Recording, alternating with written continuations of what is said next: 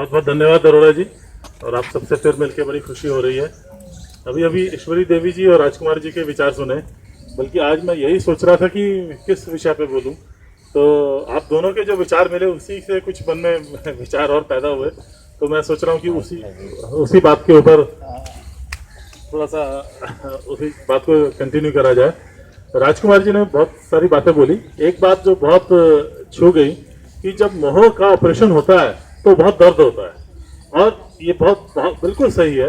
या ये समझ लीजिए, इसको दूसरी तरह से भी कह सकते हैं कि जब भी हमें जीवन में दर्द हो रहा है, तकलीफ हो रही है, तो समझ लीजिए मोह का ऑपरेशन हो रहा है। ये भी एक तरीका है, इन समझ लीजिए इस प्रकृति का या ईश्वर का हमें अध्यात्म की तरफ ले जाने का। अगर हमें कोई अपना कोई बहुत दुख देता है, समझ लीजिए एक स्त्री को ऐसा पति मिलता है जो बहुत टॉर्चर करता है, या पति को ऐसी पत्नी मिलती है, या ऐसे बच्चे मिलते हैं जो कि उनके साथ बहुत बुरा कर रहे हैं। जो भी संसार में बुरा हो रहा है वो हमारे इस मोह को तोड़ने में बहुत सहायक है और हमें अध्यात्म की तरफ ले जाने में बहुत सहायक है। इस चीज को हम मद्देनजर रखें, तो इस जो भी गलत हो रहा है उसको हम इस्तेमाल करें उस अपने फायदे के लिए, अपने आध्यात्मिक जर्नी पे कदम उठाने के लिए। ये चीज हमेशा ध्यान में रखें। और ये वाकई में देखिए, जितना हमें अच्छा मिलता रहेगा हम उसके अंदर लिप्त रहेंगे, उससे दूर नहीं हो पाएंगे। जो हमारा अध्यात्म की जर्नी है, जो भ्रम है, ये माया है और मैं का भ्रम है कि मैं एक शरीर हूँ, वो चीज टूटने के लिए दुखों का होना एक बहुत बड़े काम करता है। ये गुरुवाणी में भी मैंने अरोड़ा जी के मुंह से सुना है कि रोग दुख दारू, सुख जो है रोग है और दुख दारू। अरोड़ा जी चले गए, पर मेरे ख्याल ये बात सही है, बहुत सही है, उसमें कई बार कही गई है। तो इस चीज को इस नजरिए से देखें कि ये ऑपरेशन है, दुख जो है एक ऑपरेशन है जिससे कि हम अध्यात्म की तरफ बढ़ सकते हैं और ज्ञान की तरफ जा सकते हैं। ईश्वरी देवी जी ने बहुत बातें कही, बहुत सुंदर लगी। इनफैक्ट कल ही मैं, अरोड़ा जी और एक हमारे मित्र हैं गगन जी मिलके इसी विषय के ऊपर बात कर रहे थे। जो अध्यात्म की जो जड़ है, गहराई है, जो मूल सूत्र है, वो ईश्वरी देवी जी ने पकड़ा कि सारे रोगों की जड़ ये देहाभास है, कि हम देह हैं। ये आभास, इस देह का आभास, देह के अंदर मैं का होने का आभास ही सारे रोगों की जड़ है।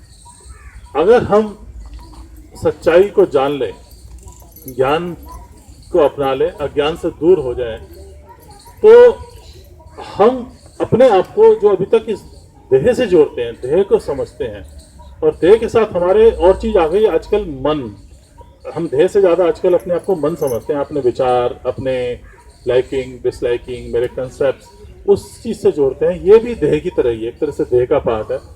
इन चीजों से जब हम अपने आप को छुड़ा पाते हैं, अपनी पहचान को इससे हटा के अपने सही चेतन तत्व में जोड़ पाते हैं, तो ईश्वरी देवी जी ने भी ये बोला कि हम खुद ही परमात्मा हो जाते हैं। एक्चुअली परमात्मा हमारे अंदर क्या है कि हम ही परमात्मा है। असल में हम ही वो चेतन तत्व हैं जिसको हम भूल चुके हैं, और भूल के हम शरीर और मन के अंदर अपने आप को बिठा बैठे हैं। और खैर वो बिठाया भी सृष्टि नहीं है, हमारी उसमें फॉल्ट नहीं है, पर ये अब हमारे हाथ में है कि हम ज्ञान से, सेल्फ इंक्वायरी से, भक्ति से, या कर्म योग से, या शुद्ध या ध्यान समाधि के माध्यम से, राजयोग से, उस पहचान, नकली पहचान को हटा पाएं और असली पहचान में अपने आप को बिठा पाएं, जोड़ पाएं, तो रोग तो दूर होंगे ही। और जैसे ईश्वरी देवी जी ने एक बात और कही थी कि हमारा जीवन इसी में रहता है कि मैं देख लूंगा और मैं दिखा दूंगा। ये चीज एकदम से खत्म हो जाएगी जब मैं ही खत्म हो गया। ये सारी चीज कौन दिखा देगा? ये शरीर और मन। और किसको दिखा देगा? वो भी, इसको भी हम शरीर और मन समझ रहे हैं। जब अपना ये देहाभास खत्म हो गया, अपना ये झूठा मैं खत्म हो गया, तो कौन दिखाने वाला, कौन दिखने वाला, दोनों एक ही हो गए। हम चेतन तत्व से जुड़ गए। चेतन तत्व के अंदर में ये खूबी है कि हमारी इंडिविजुअलिटी भी ऐसा ऐसा खत्म होती चले जाती है। हम जो है उस चेतनता के साथ जुड़ जाते हैं जो सबके अंदर है, जो मेरे में भी है, आप में भी है, सब में है।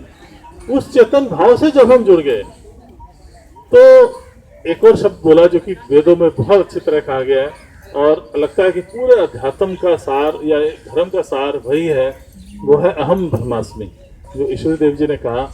ये ऐसा लगता है, ऐसा समझ में आता है कि ये ज्ञान की प्रकाष्ठा है जब वो भाव आ जाए। एक भाव ये आता है वेदों में, यही है कि मैं नहीं हूँ वो ही वो है। एक भाव में मैं नहीं हूँ पर वो है, पर ऐसा समझ आता है और गहराई से सोचने पे, उस भाव से भी ऊंचा भाव ये है कि मैं ही मैं हूँ, वो भी नहीं है, सिर्फ मैं ही मैं हूँ हर जगह। पूरा भ्रम मैं ही हूँ, पूरा ये भ्रम नहीं हो, हम भ्रम नहीं कह रहे, भ्रम कह रहे हैं। पूरा संसार, पूरी रचना में मेरा ही विस्तार है, मैं ही हर जगह हूँ। तो जब हम उस रूप में अपने आप को देखेंगे तो वही उस रूप से, उस चेतन तत्व से, उस कॉन्शियसनेस से, उस आत्मा के भाव से ही ये शरीर बना है। जब वो पूरे शरीर को बना सकता है, एक छोटे से बीज से बना सकता है, ना बिल्कुल नहीं से बना सकता है, तो वो रोग तो उसके लिए बहुत छोटी सी चीज है। बात ईश्वर देव जी ने रोग से शुरू की थी और वो बात भी सही है।